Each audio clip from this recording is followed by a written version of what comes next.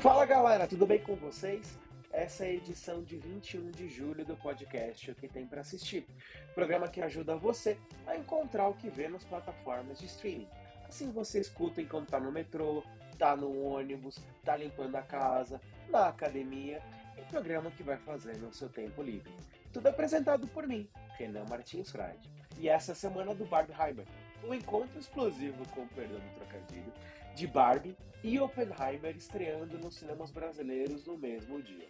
E aproveitando esse gancho, nessa edição do podcast, eu vou falar um pouco desses dois filmes, trazer a sinopse, fica tranquilo, sem spoilers, e também a crítica, contando para vocês qual é o perfil de cada longa-metragem, para quem eles são indicados. E não é só isso não, tem uma outra estreia no streaming que é indicada para quem é fã de basquete e NBA. Então, bora lá? Antes de continuar, alguns recados bem rapidinhos. O primeiro deles é que todos os filmes que eu indico aqui estão em cartaz nos cinemas ou nas plataformas de streaming. Nesse segundo caso, na descrição do episódio, eu trago todos os links das indicações que eu conto aqui no podcast. Então, se você quiser assistir a alguma das produções, a algum dos longas-metragens, desce um pouquinho a tela, que lá tem todos os links para você clicar e assim encontrar mais fácil as sugestões. Então, facilita a vida de vocês, tá bom? Além disso, o que tem para assistir está disponível para você ouvir em plataformas de áudio como Spotify, Deezer, Apple Podcasts, Google Podcasts, Amazon Music, Orelo e diversas outras. Então, procure o programa na sua plataforma de áudio favorita e, por favor, se inscreve para você receber notificações sempre que houver um novo episódio. O podcast também está disponível em vídeo no YouTube, em youtube.com/arroba o que tem para assistir. Então fica, por favor, o pedido de você acessar lá o canal no YouTube, se inscrever, ativar o sininho e também acompanhar o programa nessa outra plataforma. E se você gostar do conteúdo, por favor, deixe as suas 5 estrelas na plataforma de áudio favorita e indica a gente para seus amigos, colegas, parentes e todo mundo que pode gostar do conteúdo sobre filmes e também das indicações. Entre as novidades da semana no streaming, o meu grande destaque é o documentário Stephen Curry Subestimado, que está chegando agora no Apple TV Plus. E o filme, como o nome entrega, é sobre esse jogador de basquete que é tetracampeão da NBA pelo Golden State Warriors. E a produção é da A24, a mesma de Tudo em Todo Lugar ao Mesmo Tempo, que ganhou o Oscar agora em 2023, o Oscar de melhor filme. E o documentário relata os 3 anos de carreira do Curry no basquete universitário.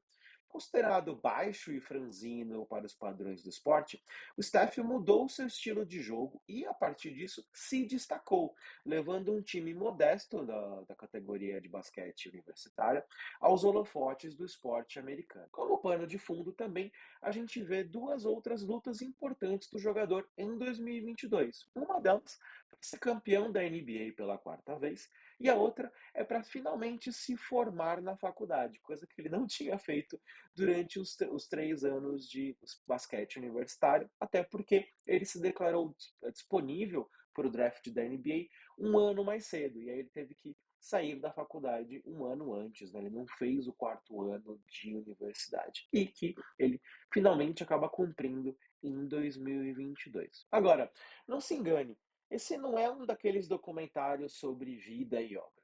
Até porque o Steph Curry está com 35 anos, ainda tem uma carreira na NBA de pelo menos uns 5 a 8 anos em alto nível, de repente lutando por mais títulos. É cedo para contar toda a trajetória dele. Mas o longa-metragem ele pega um recorte bem específico, que é para mostrar um momento de superação da vida do jogador. Porque mesmo quando ele estava ainda no colégio, ele era visto como muito baixo para os padrões do esporte, né? Enquanto todos os outros colegas dele de time acabaram espichando ele na puberdade, ele teve uma puberdade atrasada. E mesmo quando chegou, ele não cresceu tanto, ainda que tenha quase 1,90, ele tem 1,88, ele não cresceu tanto como comparado com outros jogadores de basquete da NBA. E a gente acompanha um momento muito importante da vida dele, que é quando ele entende que ele não seria igual aos outros, e aí ele muda o estilo de jogo. E a partir do momento que ele muda esse estilo de jogo, ele começa a crescer muito e atrair ainda que de forma isolada, alguns olhares que veem o potencial dele enquanto jogador de basquete, né? A trajetória do Curry no basquete universitário é, por exemplo, diferente de um cara como Michael Jordan, que já era um grande gastro ou visto com um grande potencial enquanto ainda estava na universidade. O Steph Curry, por exemplo, nenhuma um grande time de basquete para universitários quis chamá-lo, né? Quis colocá-lo no time. Então é um time secundário, uma equipe secundária que faz isso, numa divisão mais fraca, né, da modalidade, e mesmo assim ele consegue se destacar e depois, né, sair mais cedo, ser draftado, né, ser chamado para jogar num grande time da NBA, que viria a ser o Golden State Warriors. E a gente acompanha essa trajetória por meio desse documentário. Mais do que humanizar a figura do Steph Curry, o documentário serve para mostrar para a gente que com perseverança, insistência e, claro, talento, a gente pode ir longe, não importando o que os outros digam, não importa se os outros apontam o dedo para você ou se ninguém vê potencial em você. Se você tem certeza nesse potencial, se você confia no seu taco, você vai conseguir. E o filme mostra isso com, assim, uma profundidade ímpar. Então, pode inspirar os espectadores a conseguirem trilhar o mesmo caminho, seja no esporte ou em outros objetivos de vida, em outros âmbitos profissionais ou pessoais. Então é uma história inspiracional também. Por isso que eu indico o Stephen Curry subestimado, não só para quem ama basquete, para quem gosta da NBA e quer ali os mínimos detalhes, meandros do esporte, saber como é que foi a trajetória de cada jogador. Isso é legal para esse público também, mas é também muito bom e muito interessante para quem quer histórias que vão além, que sejam relatos de superação. Se você gosta desse tipo de filme, seja no ambiente esportivo ou não, você vai adorar esse documentário que, como eu disse, agora está disponível para assistir na Apple TV Plus. Para quem gosta do James Bond, a boa notícia é que 007, Sem Tempo para Morrer, está entrando no catálogo do Amazon Prime Video neste domingo, 23 de julho. E esse é o último filme do Daniel Craig no papel do protagonista da saga, fechando a passagem dele pelo personagem, fechando todas as pontas soltas e dando um fim em alto nível para o James Bond do Craig. E a boa notícia também é que com essa adição, com essa chegada, todos os filmes do James Bond agora estão disponíveis no catálogo do Prime Video sem custo adicional. Então, se você quiser conferir essa saga na íntegra e fazer uma maratona, assistir a tudo novamente ou pela primeira vez, vai estar tudo disponível no serviço de streaming da Amazon, que recentemente comprou o estúdio MGM, né, que lança os filmes do James Bond nos cinemas. Então agora está tudo na mesma casa. E eu indico não só para quem ama o James Bond, quem quer rever esses longas-metragens, mas para quem gosta de cinema em geral. São mais de 50 anos de franquia. E cada fase do personagem, cada intérprete, cada filme é um retrato da evolução do cinema e principalmente de Hollywood nessas 5 décadas. Então, se você é um cinéfilo, se você é apaixonado por cinema ou quer conhecer mais da sétima arte, James Bond, ainda que seja um produto comercial, representa muito dessa evolução e nos ensina bastante sobre essa trajetória e sobre como a arte cinematográfica mudou e se transformou durante esse tempo. Então, de certa forma, James Bond é uma análise, um estudo antropológico do cinema também. E agora está disponível na íntegra no Amazon Prime Video. Hora do Momento MUBI, que é quando eu indico para vocês um filme para assistir nessa plataforma de streaming. E a dica dessa semana é Em Pedaços, produção de 2017, assinada pelo diretor Fatih Akin. E a história é o seguinte: após cumprir pena por tráfico de drogas, o turco Nuri Serkeci leva uma vida bem tranquila com a esposa, a Katia, que é interpretada pela Diane Kruger, e o filho Rocco da Alemanha. Certo dia, ele e o menino estão no escritório e morrem vítimas de uma explosão criminosa. Tragédia que deixa Katia arrasada. Ela entra numa batalha na justiça pela punição dos culpados, que é um casal neonazista. E, insatisfeita com o desenrolar do caso, decide buscar vingança com as próprias mãos. Esse é um daqueles filmes duros, mas que a gente precisa assistir. De uma tacada só, Ele aborda temas densos como a vida dos imigrantes na Europa, a ascensão do neonazismo e os vícios da justiça alemã e mundial. Agora, o destaque mesmo é a Diane Kruger. Ela tá ótima, ela tem algumas cenas muito fortes e muito poderosas. Não à toa, ela venceu a Palma de Melhor Atriz no Festival de Cannes em 2017. E para quem gosta de histórias de tribunal, de enredos de tribunal com julgamentos, Em Pedaços também te entrega isso. Então fica a dica de você assistir Em Pedaços, agora exclusivamente disponível aqui no Brasil via MUBI. E fica a dica também de assinar a MUBI, que é essa plataforma diferente das outras, né? Ela não é mais um streaming que fica jogando um monte de conteúdo lá dentro para preencher linguiça.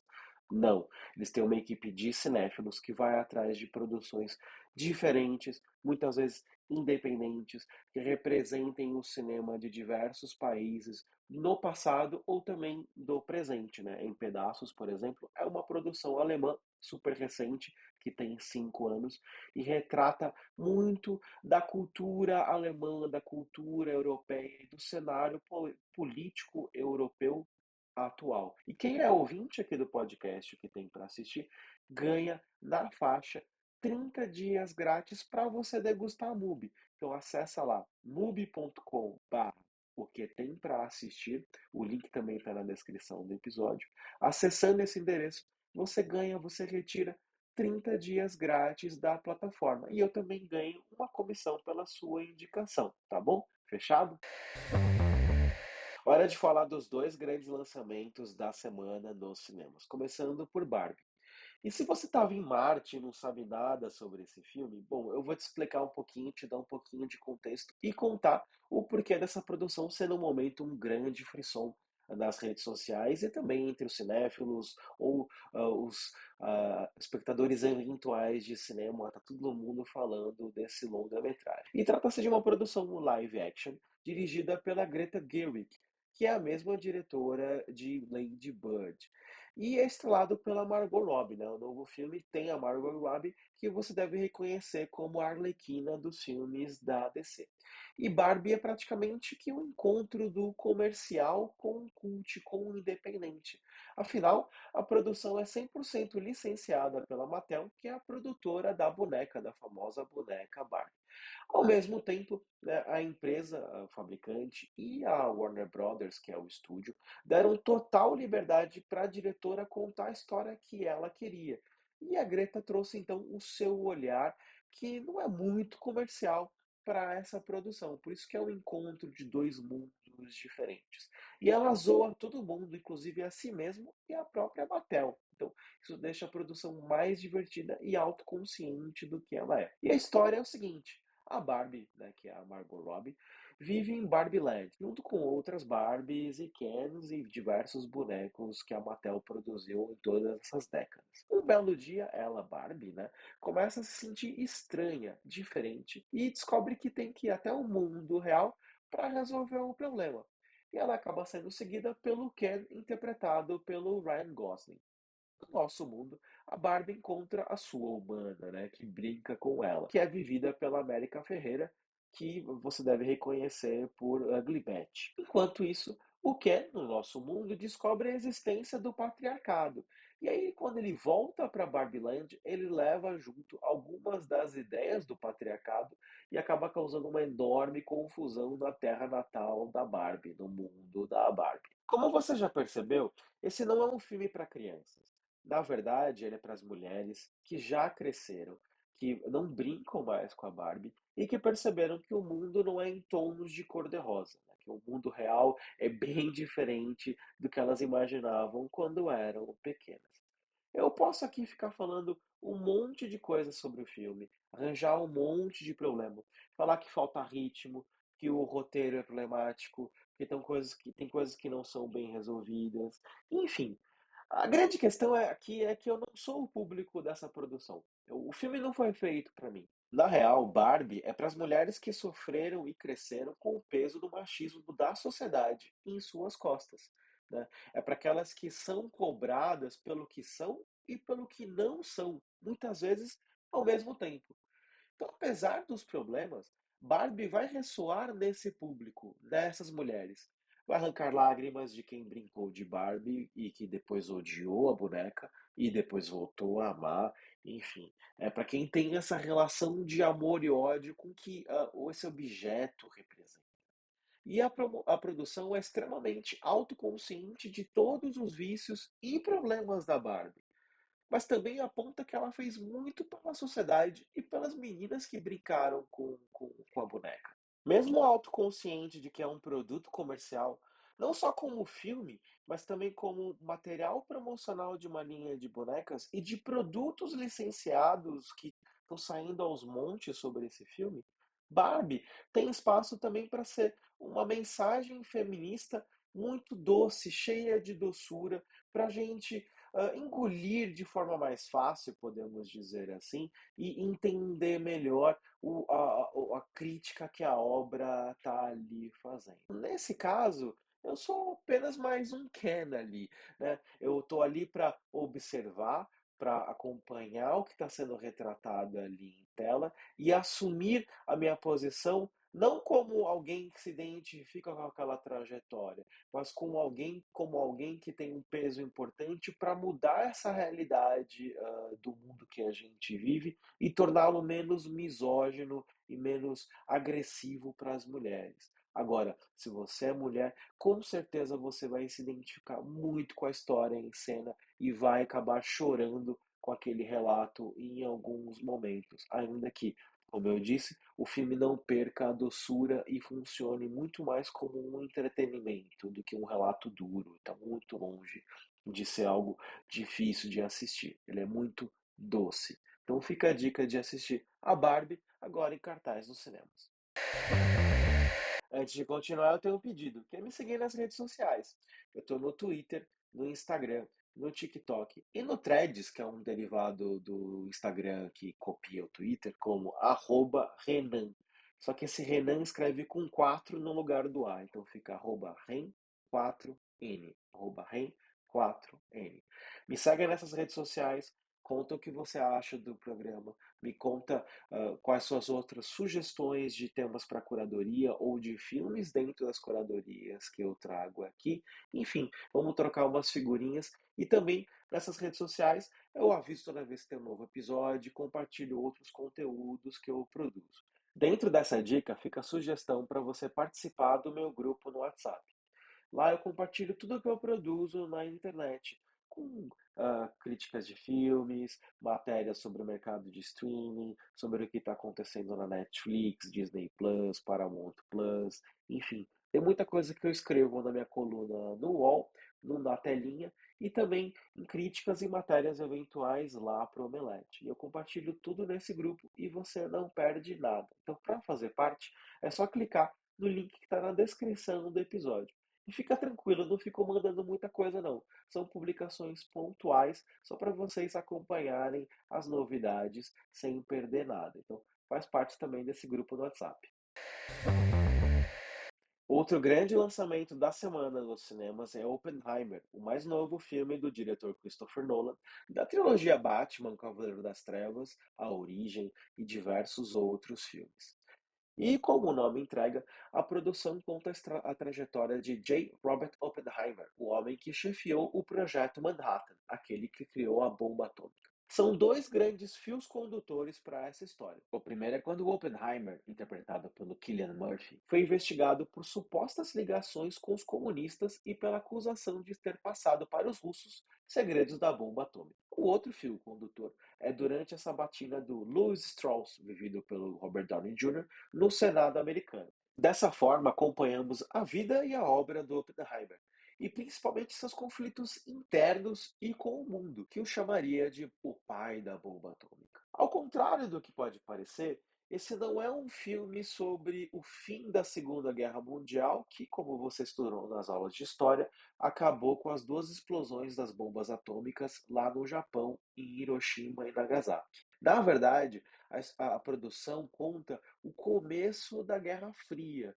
né? Como aquele momento, aquela corrida entre americanos e soviéticos acabou originando um outro conflito de natureza diferente da Segunda Guerra Mundial e que ditou os rumos do mundo até o começo dos anos 90.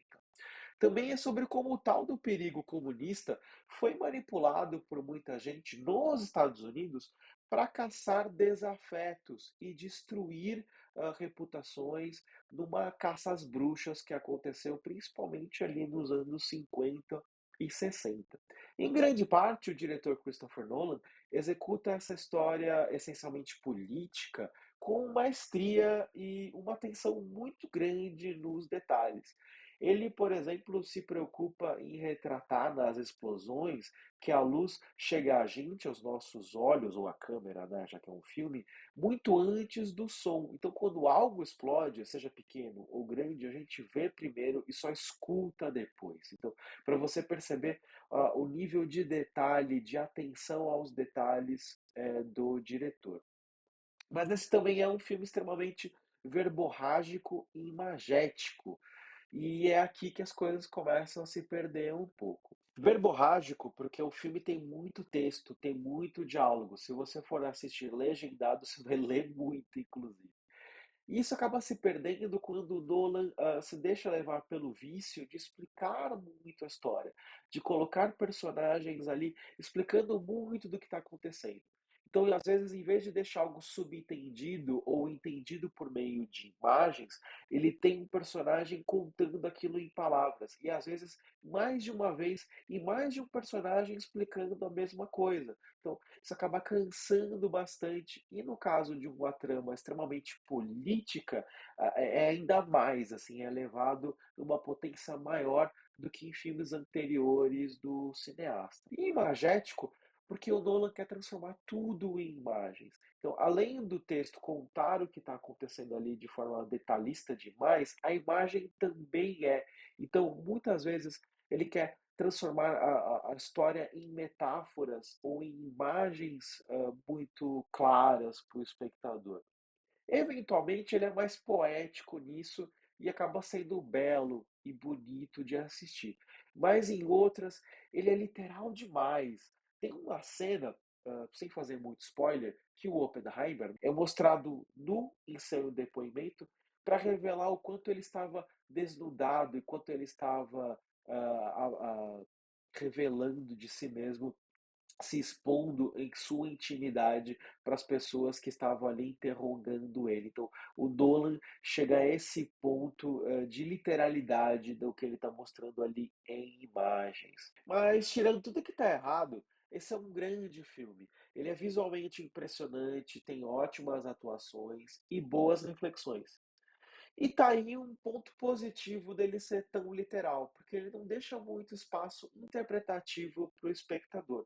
Ele é bem direto na sua mensagem, então não tem o risco da gente entender errado o que o Nolan está querendo contar ali. Porque esse filme, por mais que ele seja sobre o passado, ele também ressoa no presente, né? A gente também vive hoje numa época de grande divisão, de reputações destruídas, de inimigos declarados ou não, de arrogância, de achar que podemos dobrar o mundo à nossa vontade.